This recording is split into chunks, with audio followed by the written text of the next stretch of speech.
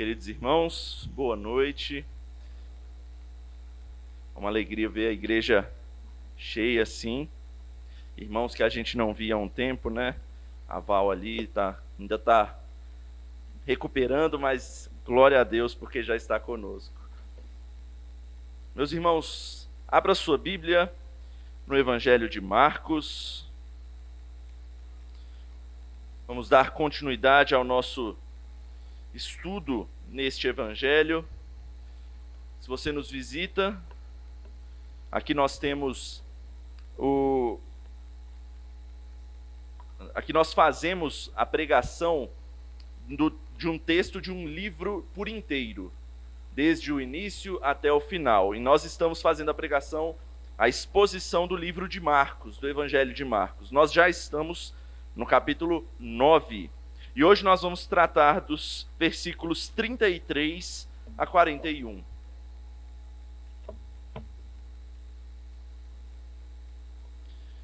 Marcos capítulo 9, versos 33 a 41.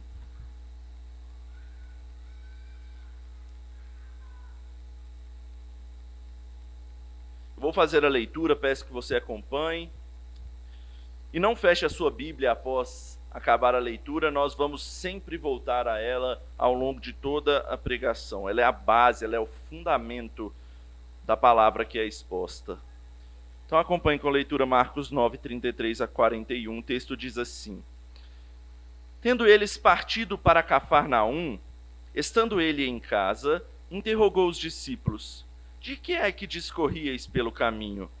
Mas eles guardaram silêncio, porque pelo caminho haviam discutido entre si sobre quem era o maior. E ele, assentando-se, chamou os 12 e lhes disse: Se alguém quer ser o primeiro, será o último e servo de todos. Trazendo uma criança, colocou-a no meio deles e, tomando-a nos braços, disse-lhes: Qualquer que receber uma criança, tal como esta, em meu nome, a mim me recebe. E qualquer que a mim me recebe, não recebe a mim, mas ao que me enviou. Disse-lhe João: Mestre, vimos um homem que em teu nome expelia demônios, o qual não nos segue. E nós lhe o proibimos, porque não seguia conosco. Mas Jesus respondeu: Não lhe o proibais, porque ninguém há que faça milagre em meu nome e logo a seguir possa falar mal de mim. Pois quem não é contra nós, é por nós. Porquanto, aquele que vos der de beber um copo d'água, em meu nome, porque sois de Cristo, em verdade vos digo que de modo algum perderá o seu galardão. Até aí a palavra de Deus. Vamos orar mais uma vez. Santo e amado Pai, obrigado pela tua palavra lida, pela tua palavra que chegou até nós e a qual nós podemos ler e aprender dela. E pedimos a Deus que o Senhor abra os nossos corações para a palavra que será exposta aqui nessa noite, para que ela ache campo fértil nos nossos corações. É o que nós oramos e pedimos no nome de Jesus. Amém. Quem é o maior? Certamente seja em meio a uma roda de amigos, uma conversa entre amigos sobre assuntos diversos, vocês já devem ter se feito essa pergunta sobre alguma coisa. Em qualquer tipo de assunto, esse tipo de discussão consegue aparecer. Quem é o maior em certa coisa? Por exemplo, essa semana ocorreu a convocação da seleção brasileira para que os jogadores pudessem disputar as eliminatórias da Copa do Mundo. Quem gosta de futebol certamente ficou discutindo um com o outro. Será que está certo aquele jogador ali? Será que ele é o melhor mesmo para aquela posição? Será que ele é o maior que deveria estar lá? E a gente fica discutindo sobre essas questões. A gente gosta de falar de grandeza. As Olimpíadas estão aí para mostrar isso, né, que passaram. Grandeza, os maiores e melhores. Mas não é só no esporte. A gente faz isso com tudo, principalmente com coisas que envolvem nós mesmos. A gente é cheio de métodos para isso. A gente não gosta, é claro, de ser orgulhoso e falar de boca cheia, eu sou o melhor em tal coisa. Pelo menos a maioria das pessoas não fazem dessa forma. Então a gente tem o nosso jeitinho de falar e, infelizmente, normalmente é rebaixando os outros. Por exemplo, você faz um café excelente e aí vocês vão em algum lugar e vocês tomam um café e alguma pessoa fala: nossa, esse aqui é o melhor café que eu já tomei na vida. Só que você não vai deixar que o seu café seja rebaixado ao segundo lugar. Então, normalmente, você vira para a pessoa e fala assim: é bom, mas se tivesse um pouquinho mais de pó, ficaria perfeito, igual o meu. Se está um pouquinho aguado, se tivesse um pouquinho menos de água, ficaria, ideal, igual o que eu faço. Você acha que não? A gente faz tanto isso, que às vezes, até com coisas ruins que acontecem, a gente quer se comparar para ser o que mais sofreu. Você já viu isso? Às vezes as pessoas estão conversando e falam: nossa, ontem eu fiquei com uma dor de cabeça tão grande, estava difícil fazer as coisas. Aí a pessoa do lado fala assim: ih, meu irmão, semana passada eu fiquei a semana inteira assim.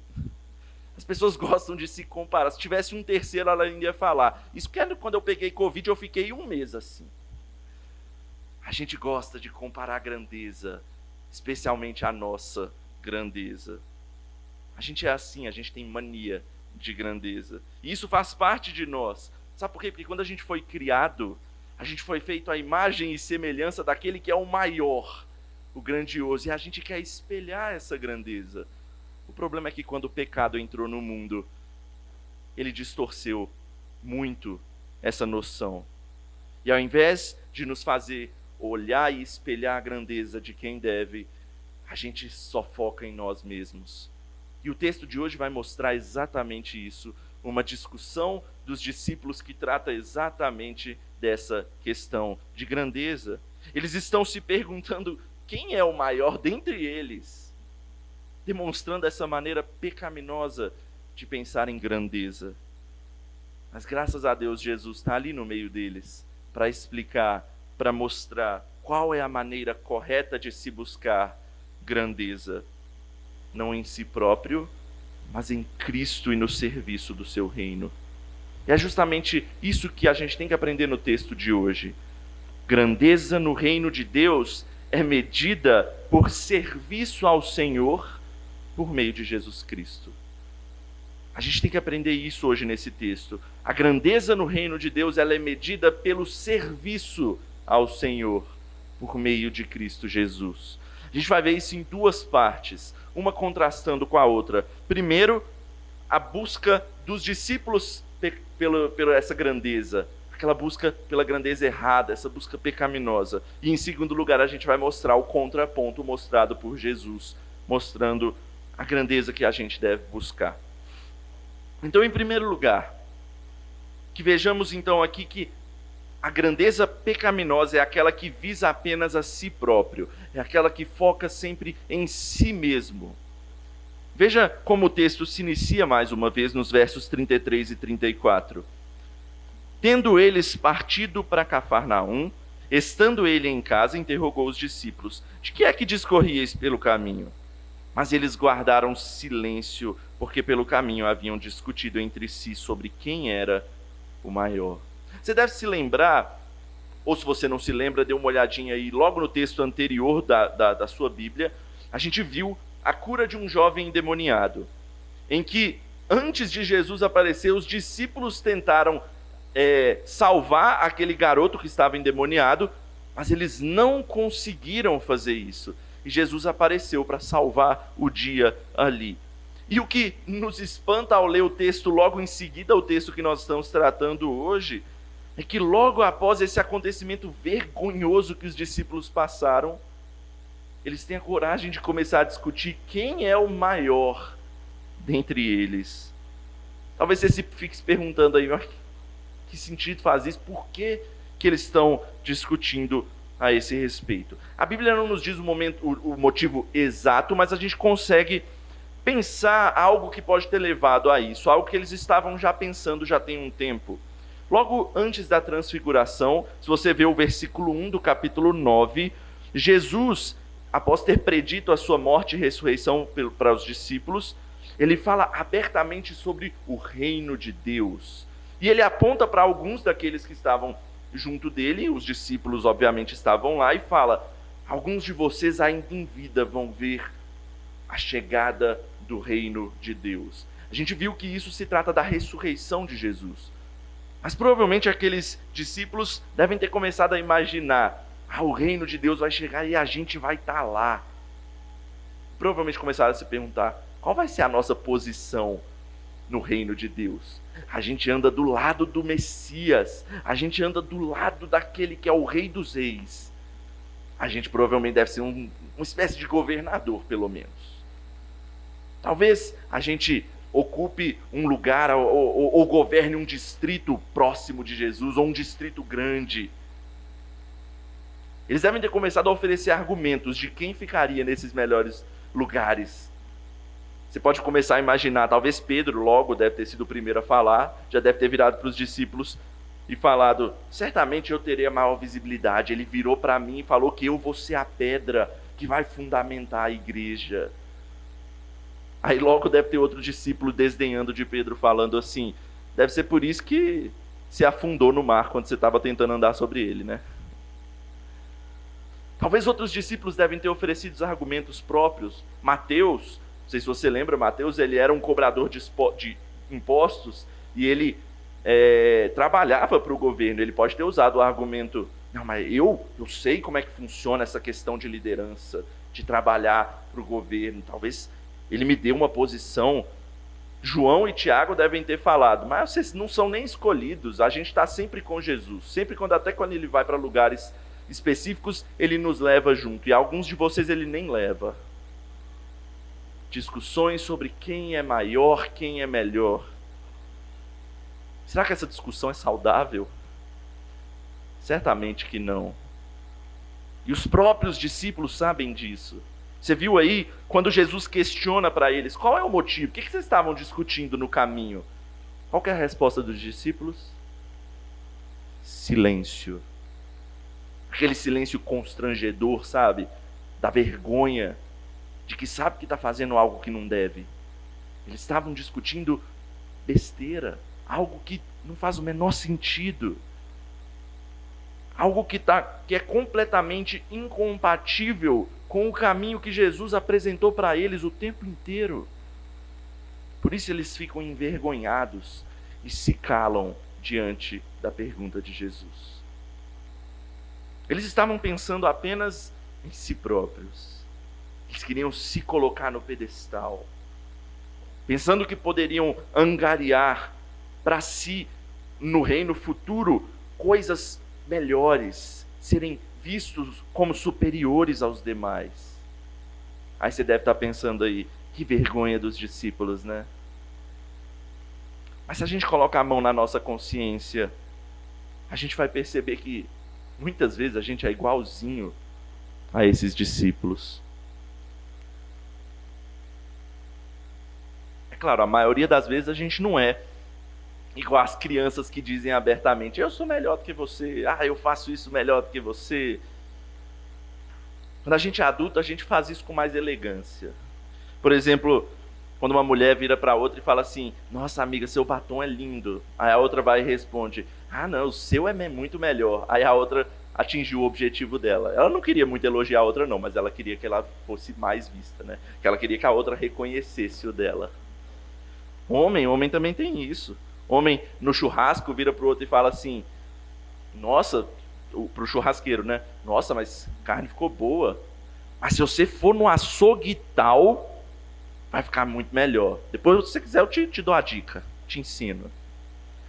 Às vezes a gente não consegue simplesmente ver algo acontecer e não nos mostrar superiores naquilo que a gente se considera bom.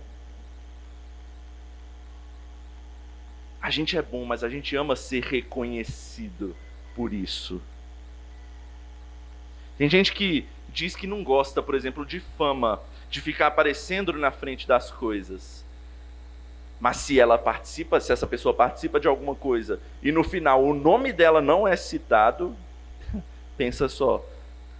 Eu já vi várias igrejas, especialmente em acampamento, que alguma pessoa faz alguma coisa, aí o cara lá no final, que tem o difícil trabalho de citar o nome das pessoas que ajudaram, esquece o nome da pessoa. Ou é pelo menos 2 meses de cara feia quando olha para aquela pessoa que ele esqueceu o nome. Meu irmão, essa sede de grandeza individual, de visar a si próprio o tempo todo, é comum, mas ela é pecaminosa. Ela é errada. Você se lembra qual foi o pecado, o primeiro pecado que desandou tudo? Foi exatamente um pecado que visou isso. A serpente vira para Eva e fala o quê? Pode comer desse fruto, não tem problema não. Deus, na verdade, ele está querendo esconder de você, porque quando você comer, você vai ser grande, igual a Deus. E Eva foi convencida. Esse é o entendimento de grandeza pecaminoso. A gente acha que é grande quando a gente está na crista da onda, quando a gente está abalando, quando nós temos o poder, o domínio sobre alguma coisa. Isso é ser grande, conforme o mundo. Ou melhor, quando as pessoas reconhecem isso em você, aí você se considera grande. Isso é a medida de grandeza do mundo, meu irmão. Poder, respeito, dinheiro, bens, influência, status. E aí, por acharmos que isso é o tipo de grandeza correto, a gente busca por esse tipo de coisa. E o pior é que às vezes a gente vai só caindo em mais pecado ao fazer isso. É o que acontece no nosso texto também. Veja aí em seguida o que João faz em seguida. Depois de ouvir a repreensão de Jesus, a gente vai tratar da repreensão de Jesus no próximo ponto. João, ele fala uma coisa ali no verso 38, veja lá. Disse-lhe João: Mestre, vimos um homem que em teu nome expelia demônios, o qual não nos segue, e nós lhe o proibimos, porque não seguia conosco. Não é seguia Jesus, não nos segue, não seguia conosco. A busca pela grandeza pecaminosa, meus irmãos, ela é individualista, leva a erros como esse de João aqui. Primeiro, de achar que por ser grande, você é agora exclusivo. Só o seu pensamento serve. Só o seu grupinho funciona. Se não fizer parte do meu grupo, está proibido. Percebe como isso tem total relação com a primeira questão que a gente viu? Os discípulos antes estavam querendo ver quem era maior dentre eles. Porque sobre os demais, eles já se achavam superiores. Quem não fazia parte do grupo deles é inferior. Eles é que estavam certos e o resto do povo devia seguir a eles. Eles perderam de vista que quem precisa ser seguido é Jesus. A segunda coisa é que com isso eles fazem algo que muitas vezes a gente é levado a fazer também por causa dessa tão querida grandeza. Diminuir, rebaixar as outras pessoas próximas a nós. Os discípulos proibiram aquele homem de agir porque não fazia parte do grupo deles. Ou seja, não basta se mostrar superior, você passa a querer os direitos só para você. Quanto mais eu estudo teologia, por exemplo, mais eu me deparo com pensamentos de pessoas de tradições diferentes, de denominações diferentes, às vezes que pensam diferente uma coisa ou outra. Imagina se eu só lesse ou se eu só estudasse por meio das pessoas que são do meu grupo, ou por exemplo, que são da minha denominação, que são presbiterianos. Eu estava perdido porque não tem tanto material assim. Mas muitas vezes a gente vai caminhando cada vez mais para esse extremo e vai rejeitando coisas simplesmente por não fazerem parte do nosso grupo. E o pior é quando isso chega a um extremo tão grande, quando você rejeita até alguém que é do seu grupo, mas que não está concordando com um pensamento que é seu. Ou seja, essa busca por grandeza do mundo vai se tornando cada vez mais individualista, egoísta, separatista. A gente acabou de ler, por exemplo, o credo niceno. Tem uma parte bonita que ele fala: eu creio na igreja una, universal, que crê em uma só fé, em um só Senhor. Que separação é essa? igreja pensa em união. Irmão, tome cuidado com a grandeza que esse mundo busca. Ela brilha os olhos da gente, porque normalmente vem acompanhada de coisas que a gente gosta, que massageiam o nosso ego, sabe? Poder, fama, dinheiro, honra, respeito. São coisas que esse mundo almeja e até paga caro para ter. Mas não foi para isso que nós fomos chamados. Cristo não nos chamou para sermos grandes individualmente, muito menos segundo os critérios de grandeza desse mundo. Já dizia Salomão em seus provérbios, e eu lembro que minha mãe às vezes repetia esse versículo lá em casa algumas vezes: a soberba precede a ruína, a altivez de espírito, a queda. É daí que vem o ditado que muitas vezes se usa, né? Quanto mais alto você quer subir, cuidado, mais dolorosa é a queda também. A soberba, meu irmão, nunca vai fazer parte das virtudes cristãs. Buscar ser bom em algo é até bom, mas para isso se você menosprezar os demais, se você se vangloriar da sua superioridade, não são coisas que cristãos deveriam fazer. São coisas que, na verdade, nos afastam do Senhor. É por isso que, em segundo lugar, a segunda coisa que a gente precisa ver no texto de hoje é a resposta que Jesus dá. É o ensino que Jesus faz, é o contraponto de Jesus a respeito desses ensinamentos. Em segundo lugar, a gente precisa ver que a grandeza que deve ser buscada é a do serviço em Cristo Jesus, que visa o bem do próximo sem segundas intenções. A grandeza que deve ser buscada é a do serviço em Cristo, em nome de Cristo, que visa o bem do próximo sem segundas intenções. Vejamos aí a primeira resposta de Jesus. Volta aí no verso 35. E ele, assentando-se, chamou os 12 e lhes disse: se alguém quer ser o primeiro, será o último e servo de todos.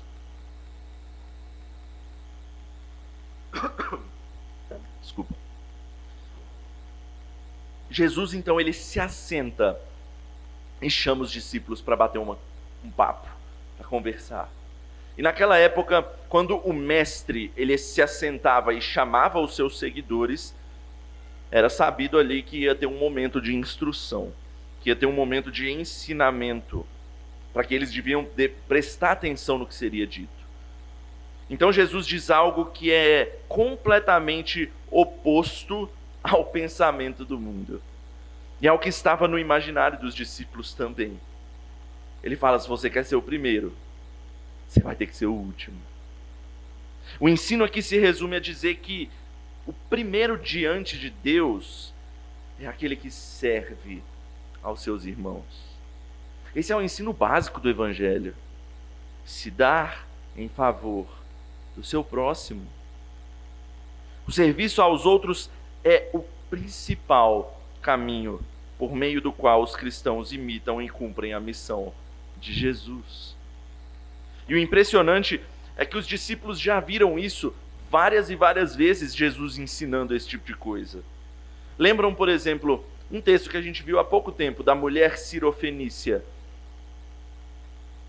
Jesus se impressiona com ela porque ela vira para Jesus e diz: eu me satisfaço só com as migalhas que caem da mesa. Humildade. Lembram, por exemplo, de João Batista, grande servo do Senhor?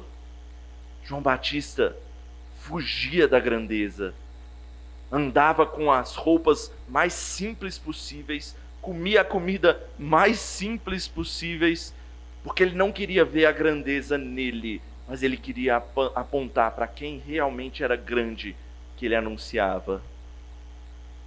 Fora que Jesus já ensinou de várias outras formas esse mesmo princípio aqui. Esses comparativos que Jesus faz que subverte a mentalidade do mundo. Você lembra quando Jesus disse assim, se você quiser morrer, o que ele falou? Se você quiser viver, desculpa. Se você quiser viver, você vai ter que morrer. Ou então ele falou em outras palavras, se você quer salvar a sua vida antes, você vai ter que perdê-la. E agora Jesus faz mais um desses ensinamentos. Se você quer ser o primeiro, você vai ter que ser o último e servo de todos.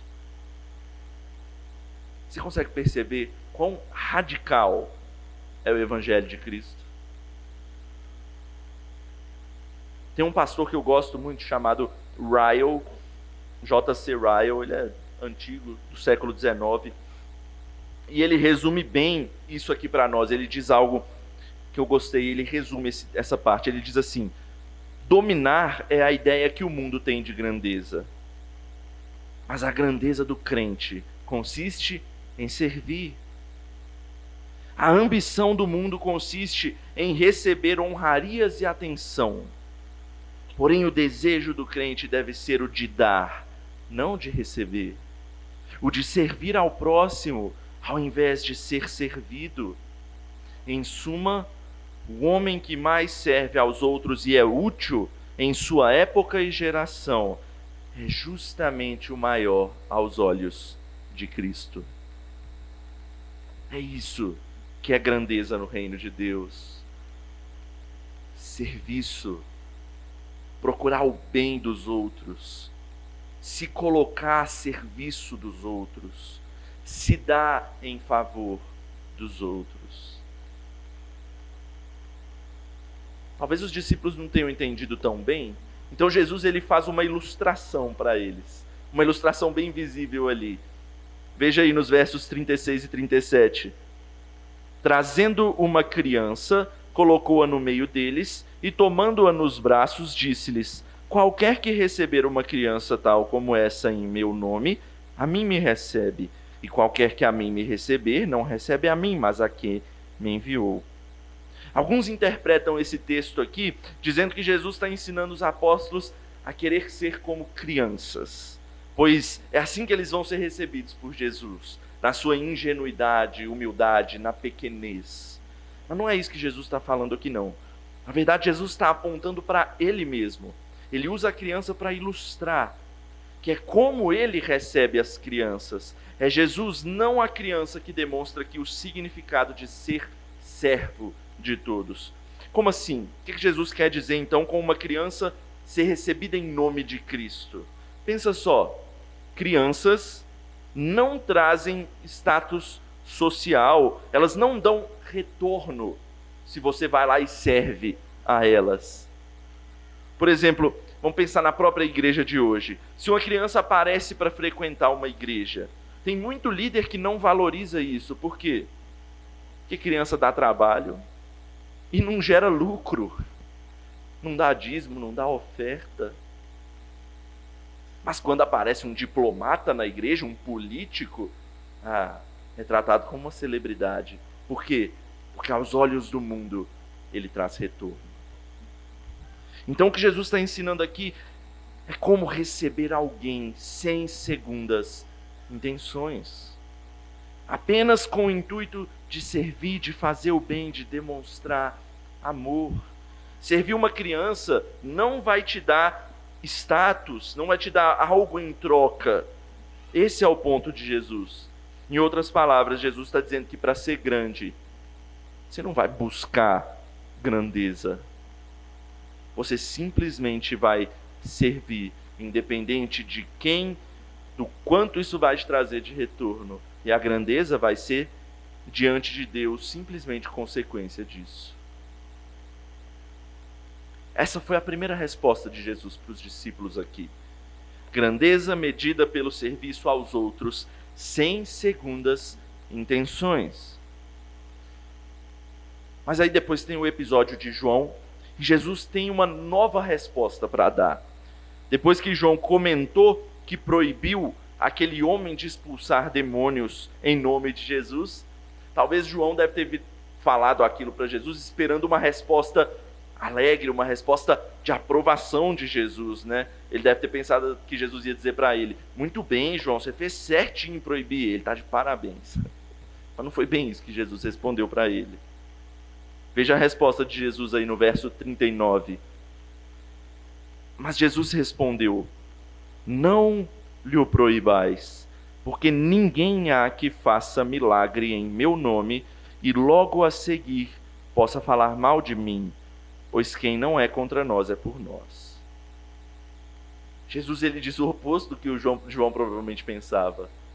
Não é para proibir, pois se o homem está usando o nome de Jesus, crendo que é o nome de Jesus que tem poder para realizar aqueles milagres, isso quer dizer que ele não está contra Jesus.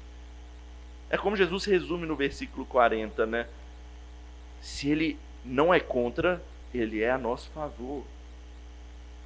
Não há meio termo no reino de Deus, né? Ou ele é contra, ou ele é a favor. Mas é importante dizer aqui que Jesus não está ensinando aqui que qualquer pessoa, de qualquer forma, independente de quem seja, ela está correta em simplesmente colocar o nome de Jesus no meio. Não é isso. Jesus não está dando chancela para as pessoas usarem o seu nome da forma como quiserem. A diferença aqui é que aquele homem reconhece que o poder para expulsar demônios não vem dele, mas do nome de Jesus. Mas de Cristo verdadeiramente. É o que o próprio Jesus reconhece como tal, esse homem. Mas para os discípulos a questão é que ele não faz parte do grupinho. Ele não faz parte da patota dos apóstolos. É por isso que os discípulos o rejeitam, como a gente já viu. Meus irmãos, não é só o nosso grupo, a nossa denominação que pode servir, ou que tem direito, ou que faz do jeito certo. A Igreja de Cristo é universal e é unida em uma coisa só, na fé em Cristo Jesus. Por exemplo, quando a gente participa da ceia, e hoje nós vamos participar da ceia, é sempre dito antes: essa não é uma mesa da igreja tal. No nosso caso, não é uma mesa da igreja presbiteriana. E sim, não é, porque é uma mesa da igreja de Cristo. Diferenças podem existir, mas a nossa fé é só uma. O nosso Senhor é só um, tal como o nosso trabalho é só um também. Servir ao nosso Mestre, tal como Ele mesmo nos ensinou na sua própria vida de servidão, do servo sofredor que foi. É por isso que a gente faz todas as coisas, ou deveria fazer todas as coisas em nome de Jesus. É a última coisa que ele ensina aqui no verso 41, veja lá. Porquanto aquele que vos der de beber um copo d'água em meu nome, porque sois de Cristo, em verdade vos digo que de modo algum perderá o seu galardão. Em resumo, a conclusão de Jesus aqui é que o mais humilde ato de gentileza seja você levar um copo de água para alguém. Se for feito em nome de Jesus, se for feito em amor, em nome de Cristo, espelhado no ensino de Cristo, é isso que demonstra grandeza diante de Deus. Tanto que gera até recompensa, né? O tal do galardão da parte de Deus. O que é feito, meu irmão, para um seguidor de Jesus, o que é feito para alguém em nome de Jesus, é recebido por Cristo como algo feito para Ele mesmo. Você quer ser grande diante do mundo? O mundo diz: busque poder, riqueza, honra própria. Mas isso não lhe garante recompensa diante de Deus. Mas se você quer ser grande diante de Deus, busque servir. Busque o serviço. Servir a quem Cristo nos enviar. Servir a quem Cristo colocar diante de nós, espelhado na forma como Ele mesmo serviu. Mas tem algo que eu preciso acrescentar antes de finalizar. O serviço por si só não leva ninguém a lugar nenhum, meu irmão. O serviço é resultado de estar com Cristo. É serviço a Cristo e em Cristo. É esse serviço que faz diferença. Porque senão se torna uma coisa que a gente chama de ativismo. Jesus ele não está ensinando aqui o ativismo, o fazer por fazer. Mas em nós sermos altruístas nisso, em nome dele. O ativista cai no mesmo erro do primeiro ponto que a gente viu, centraliza as coisas em si próprio. O altruísta não, ele faz em prol do seu próximo, ele faz em amor ao seu próximo. E é isso, é esse tipo de serviço que Jesus está ensinando aqui. Jesus ensina para nós, não só com palavras ditas, mas ele mesmo sendo a palavra encarnada, ele ensina por si próprio, com a sua própria vida. Porque Jesus, ele sim, é o maior. Ele tem toda a grandeza, porque ele é Deus, ele tem toda a glória. A gente inclusive viu um pedacinho disso ali no texto da transfiguração. Mas ele mesmo tendo toda a glória, o que ele faz? Ele subverte isso. Ele se humilha, ele se esvazia dessa glória e se torna homem. Ele é o primeiro que se fez último. Ele se entregou por nada em troca.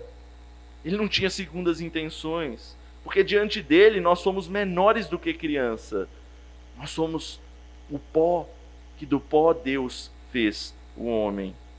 Mas mesmo assim, Cristo, em amor a você, servindo a você, ele se entregou, pois só assim você poderia ter vida nele.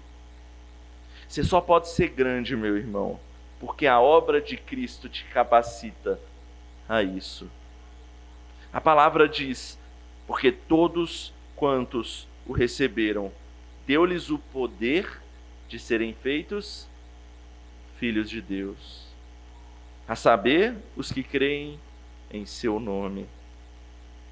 A verdadeira grandeza, meu irmão, ela está em Cristo. O verdadeiro poder, o que você deveria buscar, não são posses, honrarias e um nome nesse mundo capaz de até deixar um legado e uma herança grande para frente. O verdadeiro poder é o que te torna habilitado a receber a maior das heranças. A herança eterna, o poder de ser chamado filho de Deus. É o poder, meu irmão, de ser perdoado do pecado que a gente não consegue vencer. É o poder de ser justificado de uma condenação que era eterna. Mas Jesus, ele faz a subversão aí oposta para nós. Quando ele, o maior, se entrega como o pior, ele nos coloca de piores a filhos de Deus. É o poder que nos dá vida, mesmo nós estando mortos. A grandeza, meu irmão, é serviço a esse Deus que faz isso por nós. E é essa grandeza eterna que você vai encontrar em servir ao Senhor, aquele que nos serviu primeiro. E é o que nós vamos lembrar hoje nessa mesa, quando formos servidos do símbolo que representa o seu próprio corpo. Vamos orar? Santo Deus, obrigado, Senhor, pela Tua palavra. Obrigado, Senhor, porque nós mesmo não sendo merecedores, na verdade desmerecendo, o Senhor enviou o Teu Filho para que nós fôssemos reconciliados contigo, Pai. Obrigado, Senhor, porque Ele se entregou, Ele se fez o menor, para que nós pudéssemos alcançar ao Senhor, para que o nosso patamar mudasse de condenados para justificados pela justiça de Cristo Jesus na cruz do Calvário. Louvado seja o nome do Senhor por isso. Que nós possamos buscar grandeza não diante dos olhos desse mundo, mas diante do Senhor. É o que nós pedimos, no nome de Cristo Jesus, o maior dos servos. Amém.